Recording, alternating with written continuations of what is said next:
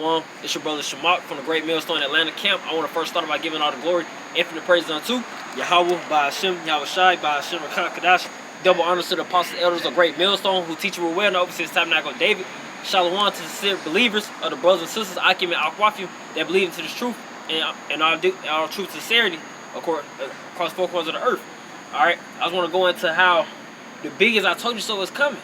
You know, you can't say that you wasn't warned or that you didn't hear about this truth. Okay, the biggest I told you so is coming, man. Okay, by the truly coming from the Lord through the mouth of His prophets. All right, so this is Ezekiel chapter 33, verse 33. It says, "And when this cometh to pass, lo, it will come. Then shall they know that a prophet have been among them." And we're prophesying something that is coming, you know, but hasn't happened yet.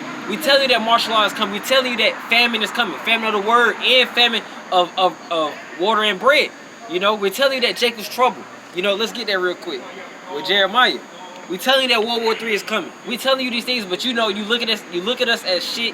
You look at us because we don't have a status in this society, in this world. So you don't take our word to be credited.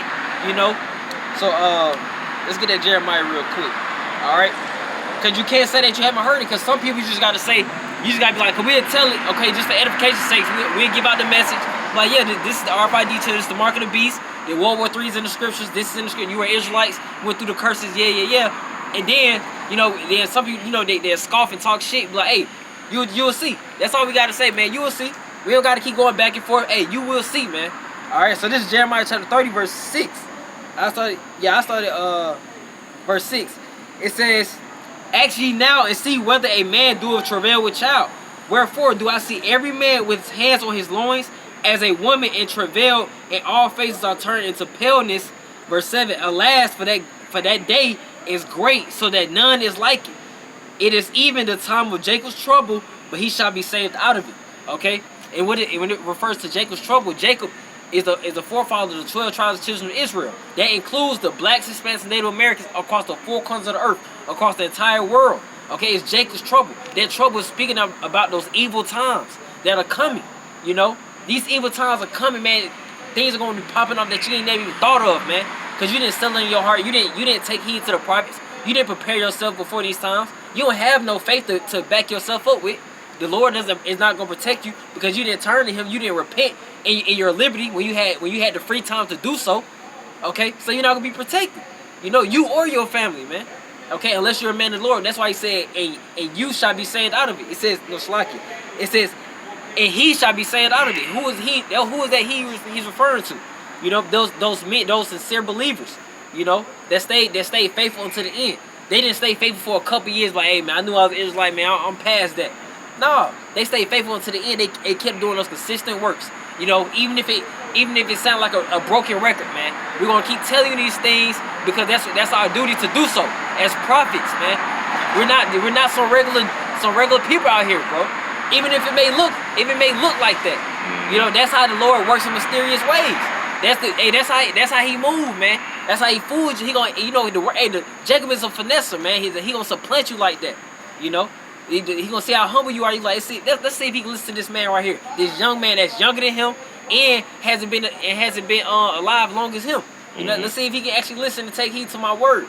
You know, okay, but people in this world are not humble at all. You know. So let me get Revelation as well, because we're telling you that World War III is on the way. These missiles are on the way, and it's going to destroy Babylon the Great. It's going to destroy America, and it's in other parts of the earth too. You know, other parts of the world are going to get touched too. You know, so this is let me get Revelation real quick, because this is the biggest I told you so it's coming, man.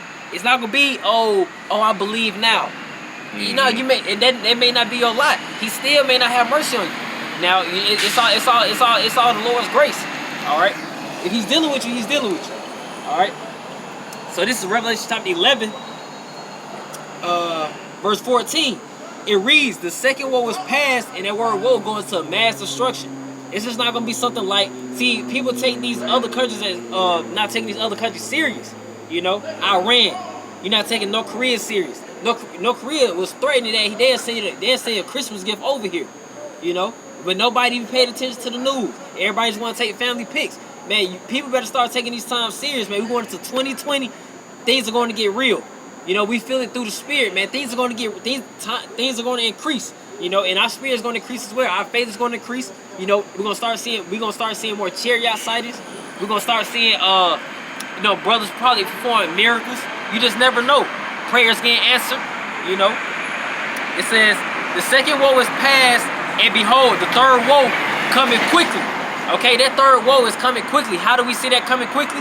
Through these missiles being prepared, hypersonic missiles.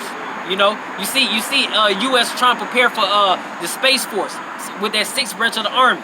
They know their time is coming short. The devil know he have a short time, man. You know, but our people don't. They take no time to consider. They don't consider these evil times. They don't consider the Lord. They don't consider the Lord's men, his prophets. You know, but it's gonna be a price to pay just for those very actions. All right. Let me get Romans 13:11. All right. Let me get that real quick.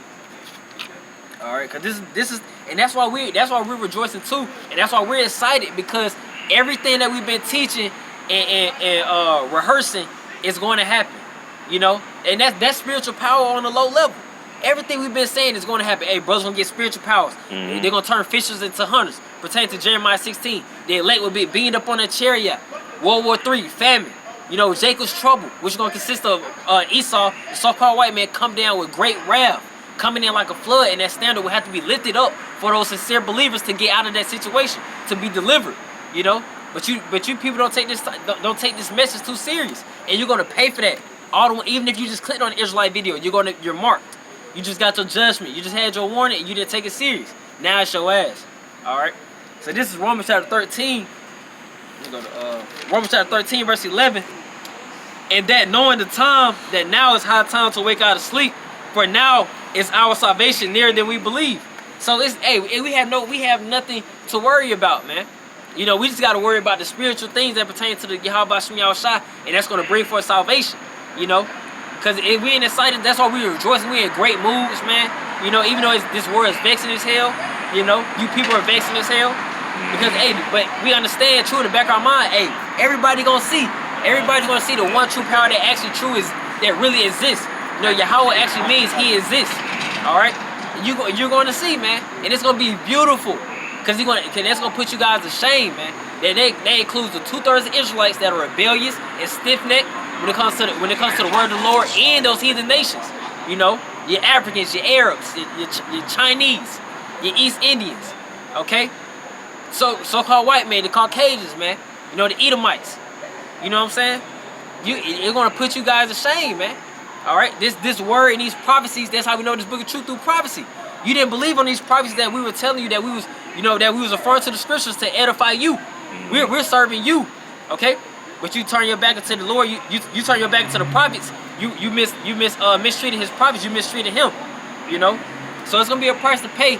And you know, I just want to put forth that message real quick, because, hey, these gonna get amped up in the spirit, and all we're gonna be able to do in that day, all gonna be, hey, you had your chance. We're not even gonna have to say nothing. That's how powerful it's gonna be. People just gonna know. You know, people are just gonna know, man. You know, let me get that Daniel 12 real quick. Salaki. Daniel 12, because that everlasting shame. Damn. Let me get Daniel real quick if I can hurry up and get to it. Yeah, let me get it. I ended off with this. Daniel chapter 12, verse 1. Yeah, verse 1. It says, and at that time shall Michael stand up, the great prince, which standeth for the children of thy people, and there shall be a time of trouble, such as never was a nation, even into that same time. So, hey, it's gonna be a time you ain't never seen nothing like this. This is gonna surpass slavery. This is gonna be worse than slavery. You know, it's probably not gonna be a longest slavery, but it's gonna be worse, man. You know, it says, and there shall be a time of trouble, such as never was since there was a nation, even to that same time. And at that time thy people shall be delivered, everyone that shall be found written in the book. Those sincere believers. You know, ultimately they elect, the 144,000, which we strive to be. You know, Lord willing. Verse 2, which is my point. And many of them that are asleep in the dust of the earth shall awake, some to everlasting life, and some to shame and everlasting contempt. You know, so you're gonna have that guilt. So the ones that were bullshitting now, you're gonna remember in the kingdom of heaven, you know, that you did not turn to that you did not turn to Yahweh Shem Yahushua. You still gonna be over these other nations in the kingdom of heaven, but you're gonna have the everlasting shame, man. You know, it's going to be messing with you forever, bro. You know, that's how the Lord works. And that's another mysterious way how the Lord works. You know, all right. So just pushing out that message that, hey, the biggest I told you so is coming. You know, and Lord willing, that was edifying, exhorting for the sincere believers out there, whether it be brothers and sisters, Akim and Akwafim. All right. And with that, I want to end up by giving all the glory, infinite praises unto Yahweh, Ba'ashem, Yahweh Shai, Ba'ashem, Rakakadash. Double honors to the apostles, elders of Great Millstone, who teach with will and oversees Tabernacle of David. And with that, I want to say Shalom.